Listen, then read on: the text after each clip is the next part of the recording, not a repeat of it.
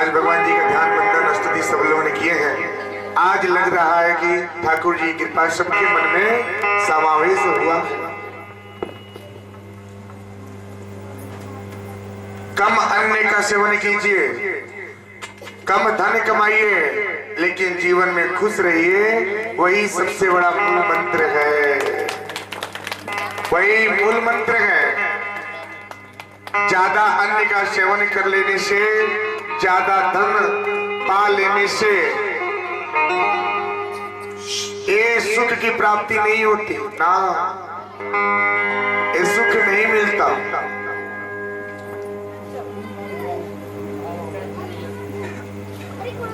श्री लक्ष्मी नारायण भगवान जी का आशीर्वाद। एक मंदिर में हजारों के भीड़ में भक्त जाते हैं, हजारों की बाजार में हजारों की भीड़ में भक्त सब जाते हैं, लेकिन मंदिर तो एक ही है, लेकिन वहां पे हजार लोग जाते हैं। क्यों जाते हैं? उसमें कोई जरूरी नहीं है कि सब हजार के हजार उसमें भक्ति होंगे। उसमें से 10 ही मिलेंगे, 10 में से 5 हो गए, 5 में से 2 हो जाएंगे। जो सच्चे मन से, सच्चे कामना से मंदिर में जाकर के भगवान जी से अपनी दुख जाहिर करते हैं।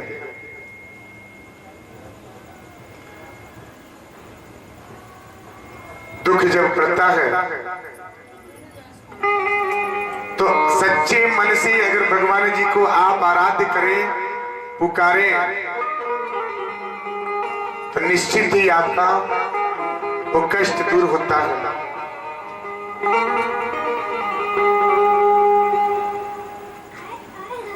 निश्चित ही आपका दुख दूर हो जाएगा।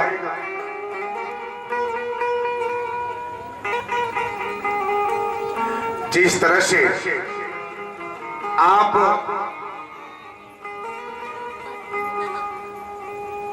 शरीर जो बीमार पड़ता है तो आप तो दवाइयों का सेवन करते हैं। इसमें से 100 व्यक्ति में से ऐसा नहीं है कि 100 के 100 व्यक्ति सब दवाइयों का नामकरण जाने। होता है ना, जो डॉक्टर लिख दिए, जो गोली मिल गया, जो टैबलेट मिल गया, बस लेके सेवन करना है, करते रहना है। क्यों?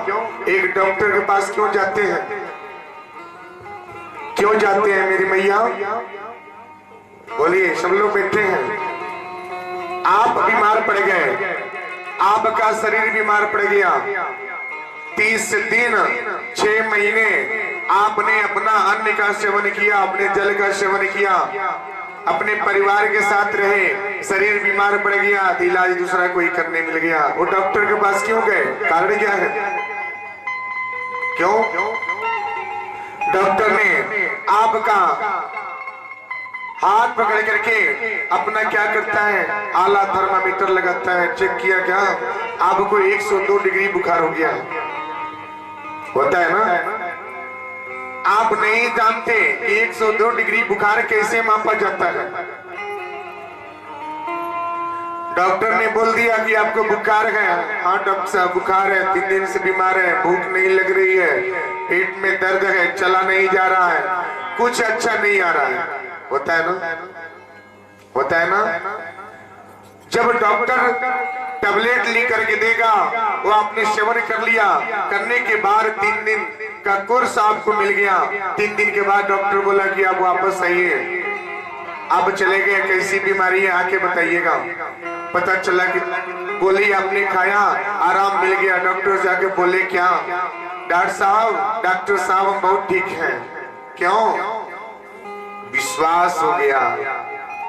ना गोली का नाम जाने, ना गोली कि पहचान जाने। बस डॉक्टर ने लिख दिया कि ये गैस की गोली है, बुखार की गोली है, दर्द की गोली है, इससे आपको आराम मिलेगा। बस इतना आपने जाना कि ये दर्द है, ये गैस है, ये पेट में दर्द है, ये सिर में दर्द है, ये उस हिसाब से दवा लिख के दे दी, आपने सेवन कर लिया, आप आराम मिल गया। क्यों? फिर भी उसमें भगवान जी का नाम है।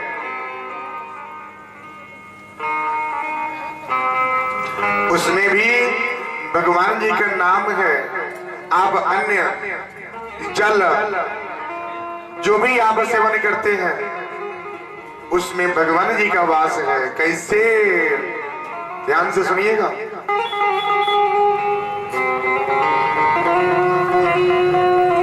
शिवरी का नाम सब लोगों ने सुना है। शिवरी का नाम सब लोगों ने सुना है। शिवरी क्यों दरिद्र हो गई, क्यों गरीब हो गई? कारण क्या है? 10,000 बरस उसने तपस्या किया भगवान जी को पाने के लिए। 10,000 कम नहीं होते। सोचिए, आपको तो 60 साल में आपने सब कुछ देख लेते हैं, तो सोचिए 10,000 बरस कितना लंबा हो गया। एक बार श्री लक्ष्मी नारायण भगवान, ये दोनों जन पास में बैठे थे। खूब प्रेम था, आपस में खूब प्रेम था। इतना प्रेम था कि एक दूसरे से हर एक बात को बता देते थे। जब समय होता था 2 बज गया, पैर बदल जाता था। अब भगवान विष्णु भगवान सीधे वहां से उठते थे, चले जाते थे। कहां पे? एक महात्मा जी थे, बहुत ही अच्छा क्या करते थे, सुंदर मुखार बिंदु से अच्छा प्रवचन करते थे, सत्संग करते थे। उन्हीं के पास वो चले जाते थे और जा करके बैठ करके तो शांत भाव से उनकी मीठी बाणी प्रवचन सुनते थे। समय हो जाता था, फिर से अपने जगह पे चले जाते थे। कई दिनों तक ये चला। एक दिन लक्ष्मी जी ने बोला, क्या हे प्रभु, आप हमें छोड़ के क्यों चले जाते हैं? छोड़ के क्यों चले जाते हैं? ध्यान से सुनिएगा। क्यों छोड़ के चले जाते हैं? भगवान जी बोले कि भाई हमारा भी मन है, संसार को चलाते हैं, मन विचलित होता है, चले जाते हैं, टहलने वाले चले जाते हैं, थोड़ा पृथ्वी लोग चले जाते हैं, थोड़ा सा इधर देखने चले जाते हैं, थोड़ा सा मन बदल जाता है। होता है ना? आपको एक जगह बैठाते हैं तो आप नहीं बैठ पाएंगे, सोचेंगे कि 1 घंटा हो गया, बहुत हो गया, चलो यहां से। अब ये क्या हुआ? एक बार जिद करके लक्ष्मी जी ने भगवान विष्णु के सामने बोले कि नहीं, मुझे बताइए कि आप रोज कहां जाते हैं, प्रतिरोज कहां जाते हैं, बताइए। अब ये तो जिद करके बैठ गए, नहीं मुझे बताना ही होगा।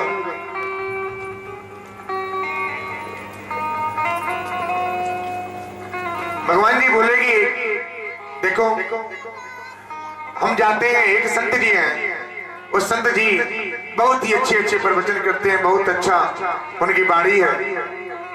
हम उन्हीं के पास जाते हैं, बैठ जाते हैं और बैठ करके मीठे मीठे प्रवचन सुनते हैं, मन शांत हो जाता है। ये ज्ञान क्या है? श्रीमद् भागवत कथा, ये वो ज्ञान है जो आपके हर बंधन को दूर कर देता है, मोह को दूर कर देता है। वो सब जब बताए तो लक्ष्मी जी बोली, क्या हे प्रभु, हमको भी लेके चलिए, हमको भी लेके चले, थोड़ा देखें कैसा सत्संग करते हैं। भगवान जी बोले कि ना ना, क्या आप बात करती हो,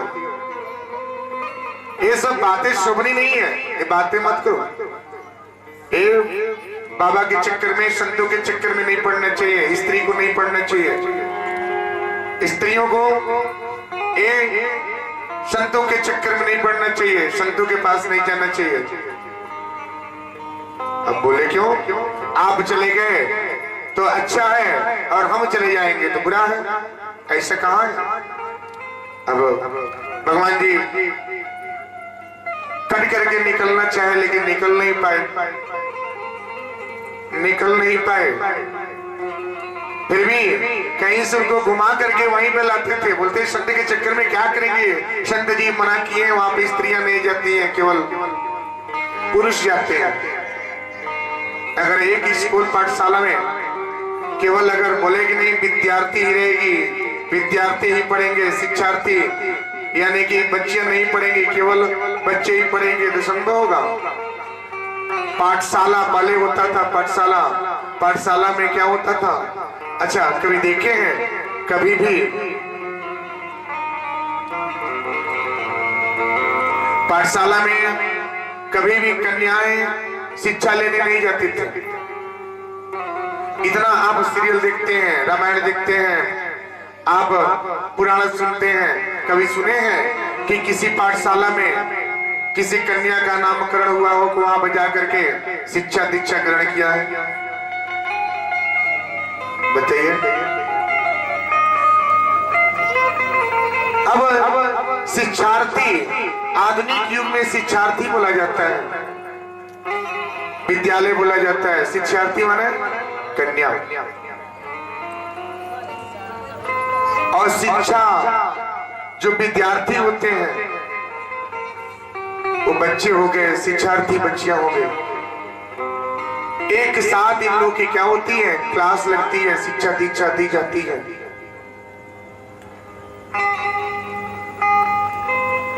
उस समय ये व्यवस्था नहीं था, राजा थे, राजा की जो भी कन्या होती थी उनकी ज्ञान, वो क्या शिल्प कला सिखाई जाती थी, बोलने का, उठने का, रहने का, माता पिता से व्यवहार कैसा करना चाहिए, ये सब ज्ञान दी जाती थी। और आज समय बदल गया है। आज देखिए बड़े बड़े कॉलेज हो गए, बड़े बड़े संस्था हो गया, जो बच्चे बच्चियां एक साथ पढ़ते हैं, परिश्रम करते हैं और नाम को रोशन करते हैं।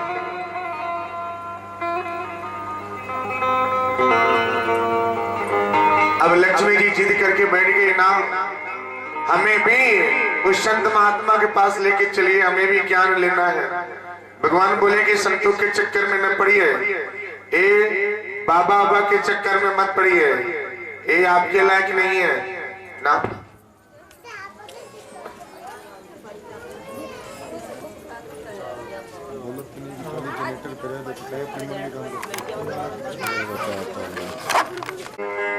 वो बोले क्या ना, आप संतों के चक्कर में मत पड़िए, वहां पे जाना मेरा कर्तव्य है, हम जाएंगे बस। आप क्या करने जाएंगे, आपका कार्य वहां पे नहीं है। लक्ष्मी जी अब जिद करके बैठ जाती है। अब भगवान जी बोले क्या ना ना, लगता है अब तो लेके जाना पड़ेगा। लक्ष्मी बोली कि क्या हम चलेंगे बस, वहां पर चुपचाप शांति भाव से बैठे रहेंगे, हम कुछ बोलेंगे नहीं, कुछ बोलेंगे नहीं।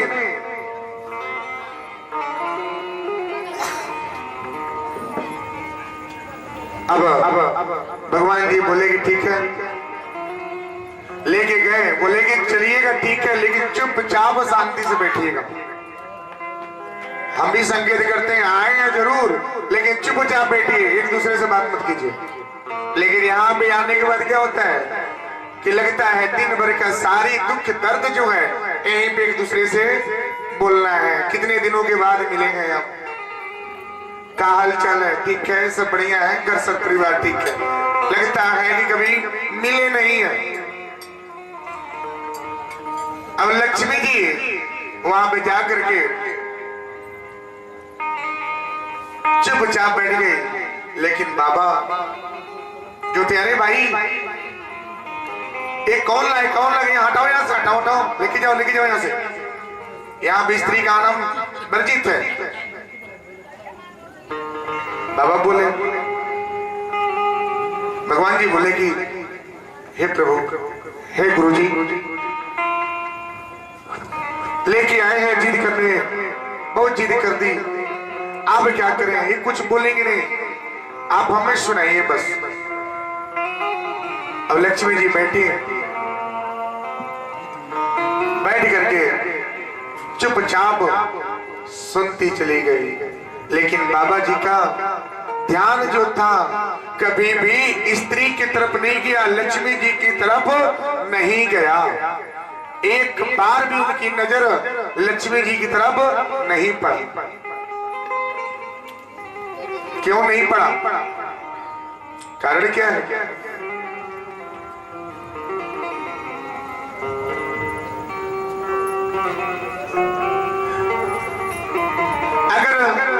वो नजर उन पे तरफ करती तो उनका ध्यान क्या होता? विचलित हो जाता। लक्ष्मी जी बार बार उन पे तरफ देख रही थी, विचलित करना चाहती थी, लेकिन वो दिमाग और केंद्र जो था वो एक जगह पे केंद्रित किए थे कि सिर्फ भगवान जी से देखते थे, उनसे कथा करते थे, उनसे प्रवचन करते थे। लेकिन लक्ष्मी जी इधर बैठी हैं, उनकी तरफ एक बार भी नहीं दिखते थे। लक्ष्मी जी बोली, अरे बाप रे, बहुत है, एक कौन से संत है इतना बड़ा संत जो एक तरफ पलट के नहीं देखे, एक तरफ हमारे तरफ नहीं देखे कि हम कैसे बैठे हैं, कैसे सुन रहे हैं, कैसे नहीं सुन रहे हैं। कुछ दिन हो गया, होने के बाद एक दिन स्वर्ग लोक में जब आए तो लक्ष्मी जी बोली, क्या हे प्रभु, उस संत महात्मा को एक बार आप स्वर्ग धाम लेकर के आइए, स्वर्ग धाम लेकर के आइए। उन्होंने बोला, क्या? ना ना ना, अरे भाई वो संत हैं, वो यहाँ पे नहीं आएंगे। अब ये क्या किए? लेकर के अब जाए, कैसे जाए उनके पास? भाई तो बात तो मानना पड़ेगा। अब आए, आके उनको निमंत्रण दिए, बोले कि हे प्रभु, हे गुरुजी, आप क्या करें कि हमारे स्वर्ग धाम में आवे, वहां पे आप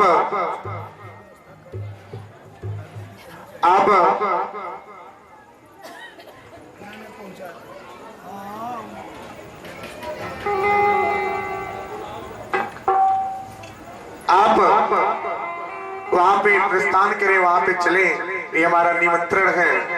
हमारे प्रिय लक्ष्मी जी बोली है कि आपको वहां पे आना पड़ेगा। संत बोले, ना ना ना, हम नहीं जाएंगे, हम कहीं नहीं जाते, हम यहीं पे रहते हैं, हम किसी घर का अन्न का सेवन नहीं करते। अब निमंत्रण आ गया, बाबा जी बोले ठीक है। अभी बाबा जी स्वर्ग धाम पहुंच गए। वहां पे जाने के बाद भी उनको आदर सत्कार कराया गया, बैठाया गया। लक्ष्मी जी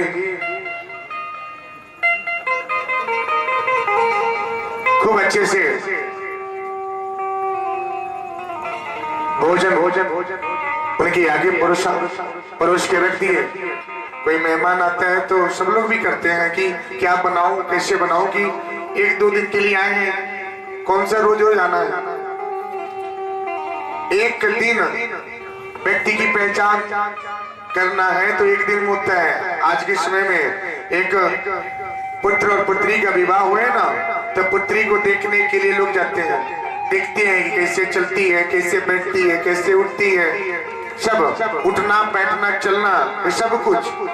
और आधुनिक युग में क्या देखा जाता है, क्या चीज का गुण है? थोड़ा एक कप चाय बना के लेके आइए, चाय, भोजन नहीं,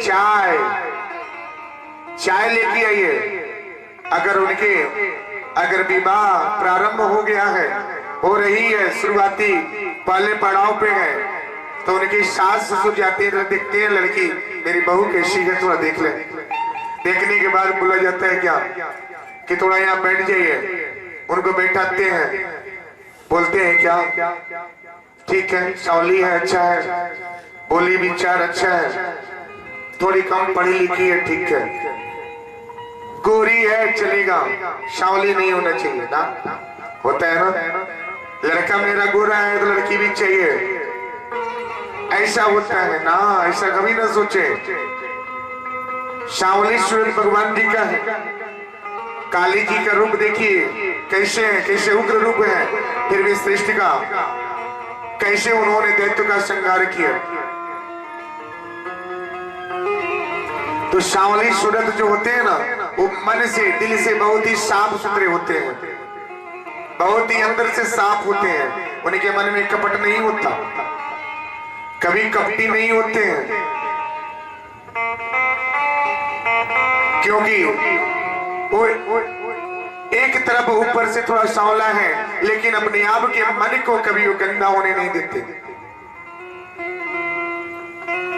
देखने के बाद विवाह हो जाता है, पता चला कि घर पे जब आई बहू बन के आई तो भोजन पकाने का तरीका नहीं मालूम है। अरे भाई तुमने देखा क्या? उसके बाद माता पिता के पास शिकायत जाता है क्या कि तुम्हारी लड़की भोजन नहीं बनाती है। अरे भाई जिस दिन आपने देखा उस दिन तो चाय पे रह गए, एक कप चाय बनाओ, उसके पास मौका ही नहीं। घर पे आने के बाद उसकी क्या गलती है कि उससे आपने पूछा कि भाई भोजन बनाने का तरीका है कि नहीं है। जिस दिन आपने देखा उस दिन तो आपने इसको परखा ही नहीं, तो घर पे आने के बाद तो आपका हो गया, वो तो आपका तन है, उसको कैसे रखना है, किस तरह से रखना है, थोड़ी कमियां हैं तो उसको भी आप क्या करें, पर्दे में रख कर चला जाता है। घर पे आने के बाद चाय भूल गया तो भोजन पकाना सिखाया जाता है। सास और माँ, लड़की की माता और लड़की की सास में कोई अंतर नहीं होना चाहिए। सास अगर माँ के समान व्यवहार करती है तो समझिए कि उससे कभी विवाद नहीं होते, कभी नहीं। लक्ष्मी जी खूब अच्छे से पकवान तैयार कर लिए। अब बाबा जी पहुंचे वहां पे, पहुंचने के बाद जब थाली सजा करके परोस करके जब पेश किया गया, बाबा बोले क्या ये क्या रख दिया, हटाओ इसको, ये सब सेवन नहीं करेंगे, ये सब हम नहीं खाते हैं ना, ये सब हम नहीं खाते हैं। अब बाबा जी भड़क गए वहां पे, पृथ्वी लोक पे तो भड़के ही, स्वर्ग लोक में भी भड़क गए। सोचिए वहां पे जाने के बाद भी उनका गुस्सा उतना ही रहा जितना यहाँ पे था।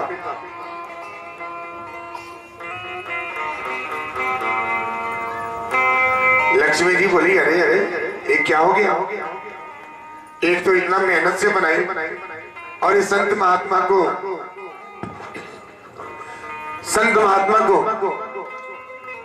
सेवा सत्कार किए, अच्छे से भोजन पका कर लाए और बोले कि ना इसको नहीं खाएंगे।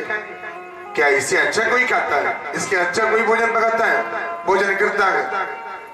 बाबा बोले क्या ना, हम कहीं जाते हैं तो फल का सेवन कर लेते हैं, ये दाल चावल रोटी, ये सलाद, ये पापड़, ये क्या है, ये सब नहीं करते ना। ठाट से बाबा जब वहां पे खूब अच्छे से गरजे, करने के बाद लक्ष्मी जी बोली कि अरे ये तो बाबा बहुत तेज है, इनके साथ कैसे वार्तालाप करें। फिर लक्ष्मी जी बोली क्या, ध्यान से सुनिएगा। लक्ष्मी जी बोली जब गुस्सा में बाबा हो गए तो लक्ष्मी जी बोली क्या, ये भी खूब नाराज होके गुस्से में हो गए। बोले क्या कि बाबा आज इस अन्न का अपमान कर रहे हैं, अन्न कौन है, अन्नपूर्णा देवी। बहुत गुस्सा आता है पति पत्नी में। अगर पति देव थोड़ा देर से घर पे पहुंचे, थोड़ा खाने में अनमन हो गया, थोड़ा सा भोजन कमजोर हो गया, ले थाली उठा करके फेंक देते हैं, नहीं खाना है ना, हटाओ यहाँ से, इसको नहीं छूना है। होता है ना, ऐसा नहीं करना चाहिए, अन्य का अपमान नहीं करना चाहिए। कितने लोग हैं जो थाली उठाकर फेंकते हैं। आप लोग भी बोल रहे हैं, आप सब भी कोई कम नहीं है। पति से ज्यादा गुस्सा तो आप में होता है। पति बरस गए, 3 दिन तक 2 दिन तक भोजन नहीं चलेगा ना। कि कल मैंने बोला जब अंगूठी आ गया तो प्रसन्नता आ गया। पति देव नाराज हो जाते हैं, थाली उठाकर फेंक दिए। उसके बाद पत्नी नाराज हो गई तो वो क्या करेंगे, वो भी बोलती है ना हम किसी से कम नहीं, हम आपसे कम है क्या। वो भी ले थाली उठाकर फेंकते हैं, दाल उतर गया, चावल उतर गया, रोटी उतर गया। पति देव चुपचाप शांत से बोलते हैं कि आज गुस्से में है, आज बात नहीं करेंगे। इधर भगवान विष्णु शांत चुप साध एकाग्र हो गए। एकाग्र होने के बाद जब लक्ष्मी जी गुस्सा जब इनको चढ़ा तो उन्होंने बाबा को बोला कि हे बाबा मैं श्राप देती हूं तुम्हें, क्या कि आप जीवन में कभी रोटी पे रोटी रख के सेवन नहीं करेंगे, रोटी पे रोटी रख के सेवन नहीं करेंगे। अब समझिए। और भाई वो तो सेवन तो करना ही है गृहस्थ जीवन में। अगर किसी के आगे थाली जाता है भोजन का तो एक रोटी नहीं मिलता है, 2 रोटी 4 रोटी 6 रोटी आता है ना, आता है ना। एक साथ कितना रोटी आता है, 2 से तो कम नहीं आता होगा, 2 से कम आप लोग नहीं देते होंगे, है ना। 2 से कम नहीं देते हैं, 1 रोटी नहीं देते हैं, बोलते हैं कहा 1 रोटी नहीं जाएगा, 2 रोटी भेजिए, 4 जाता है, 5 जाता है, 6 जाता है। रोटी पे रोटी रख के शराब तो दे दिए। संत महात्मा को देखिए, संत महात्मा कभी आप देखिए जो संत सच्चे जो संत होते हैं वो कभी रोटी पे रोटी रख के भोजन नहीं करते। उन्हें मोटी रोटी क्या होता है, सबसे प्यारा होता है। जितना ही आप मोटे भोजन सेवन करेंगे उतना ही आपका मन क्या होगा, चित्त जो होगा शांत होगा। और जितना ही आप पतले भोजन करेंगे, जितना ही आप अपने जीव के स्वाद को लेंगे उतना ही आपका मन व्याकुल होगा, चित्त शांत नहीं होगा। संत महात्मा को देखिए वो मोटी रोटी का सेवन करते हैं, होता है ना, हाँ या ना बोलिए। अब बाबा बोले क्या, अरे भाई बहुत अच्छी बात है, आपने यहां पे बुला करके श्रापित कर दिए, बहुत अच्छी बात है, श्राप दे दिए, ठीक है। उन्होंने बोला क्या, मैं भी श्राप देता हूं, मैं भी श्राप देता हूं कि आप क्या, आप ऐसे दासी बनेंगे, ऐसे गरीब स्त्री बनेंगे कि बिना संतों की सेवा किए हुए आपका जीवन कृत नहीं होगा। वही बोला जाता है, ऐसा सुना जाता है कि लक्ष्मी जी सेवरी के रूप में भगवान राम जी के संत जब बने थे, अपने वस्त्र को त्याग करके, राज वस्त्र को त्याग करके, जो एक संत का वस्त्र धारण करके 14 वर्ष वनवास बिताए, उसी वनवास में 10,000 वर्ष सेवरी ने इंतजार किया। और इंतजार करके जब भगवान जी वहां पे पहुंचे तब उनकी श्राप जो था वो कटित हुई।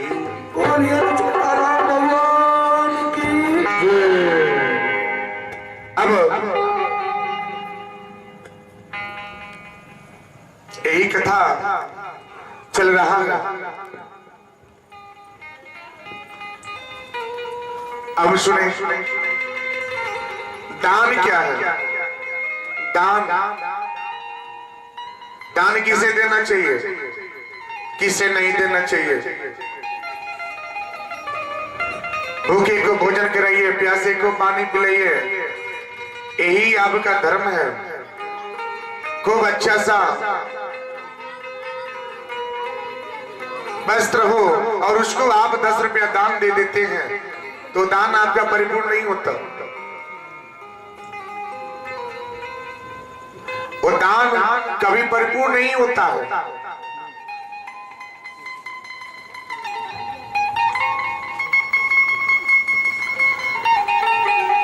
आपकी जीवन के दोष जो होते हैं आप ही से कर्मों से ही हो जाते हैं, उसका निदान करने के लिए श्रीमद् भागवत कथा में ये 5 ज्ञान है।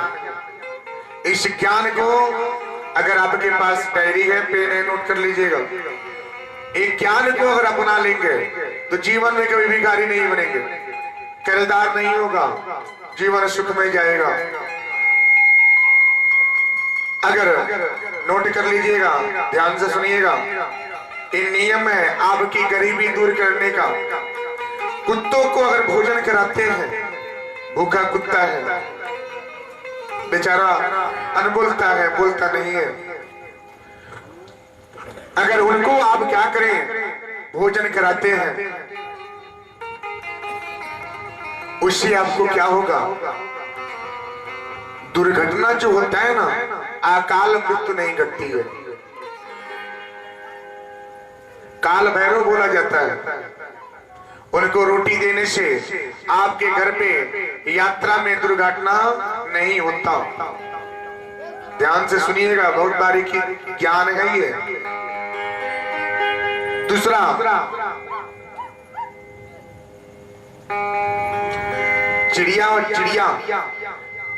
चिड़िया को दाना और जल देने से, चिड़िया को अगर दाना और जल देते हैं तो उस परिवार में, उस घर में कभी दरिद्रता नहीं होता। कितने लोग करते हैं? एक कुत्ता होता है, उसको एक रोटी डालने की संख्या कितनी है? कितने लोग डालते हैं रोटी? कितने लोग देते हैं बताइएगा, बताइए बताइए। कोई नहीं, जब अपने से होगा तब न हम देंगे उसको। बोला जाता है परिश्रम हम करें और खाए हो ना, नहीं देंगे। ऐसा नहीं करना चाहिए। तो उसको अगर रोटी खिलाते हैं तो दुर्घटना बचते हैं, दुर्घटनाओं से आप बचेंगे। चिड़िया को दाना जल देते हैं तो आपके घर में दरिद्रता नहीं होगा। उसके बाद मछली को अगर दाना देते हैं तो घर में कभी रोग और क्लेश नहीं होता है। क्लेश यानी पति पत्नी में टकराव नहीं होगा, परिवार में टकराव नहीं होगा। ध्यान से सुनिएगा। और गाय को भोजन देने से, गाय को अगर रोटी देते हैं, उनको देते हैं, भोजन देते हैं, तो सदैव आप संतुष्ट होते हैं और आपका परिवार सुखी होता है।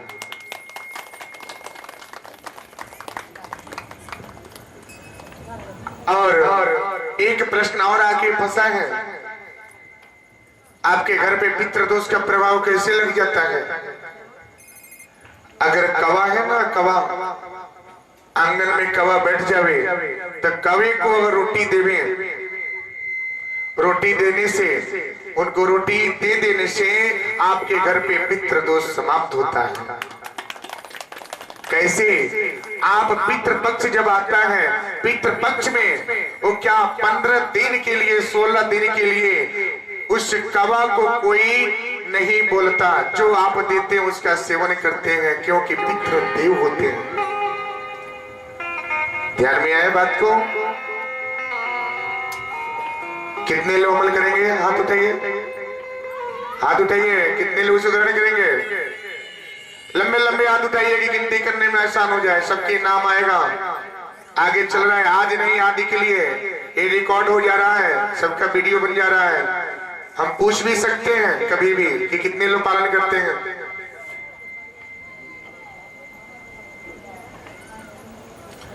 कवा को रोटी दीजिए, पितृदोष का प्रभाव नहीं लगेगा।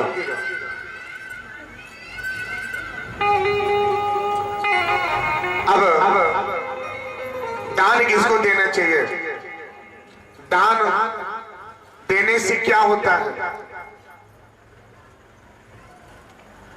परम पवित्र भाद्रपद, भाद्रपद समझे? यानी कि बारिश का मौसम होता है। भाद्रपद में शुक्ल पक्ष यानी कि जिसमें चंद्रमा चमकते रहते हैं, उस द्वादशी तिथि के दिन। अच्छा, प्रदोष का व्रत कितने लोग करते हैं? प्रदोष आज एकादशी का व्रत है। कितने लोग व्रत हैं? हाथ उठाइए, हाथ उठाइए। एकादशी है आज। एकादशी के दिन चावल का सेवन नहीं होता है, चावल का सेवन नहीं करते। सुबह भोर में स्नान करने के बाद, पूजन करने के बाद भगवान जी के ध्यान करना चाहिए, उनका भक्ति करना चाहिए, भजन करना चाहिए, सुमिरन करना चाहिए और फल का प्रयोग करना चाहिए। हो सके तो एक ही समय फल का प्रयोग करें। इसका बहुत ही बड़ा वर्णन है श्रीमद् भागवत कथा में। प्रदोष का व्रत करने वाले जिसको संतान की प्राप्ति नहीं हो रहा है, तो अगर प्रदोष का व्रत करती हैं कंटिन्यू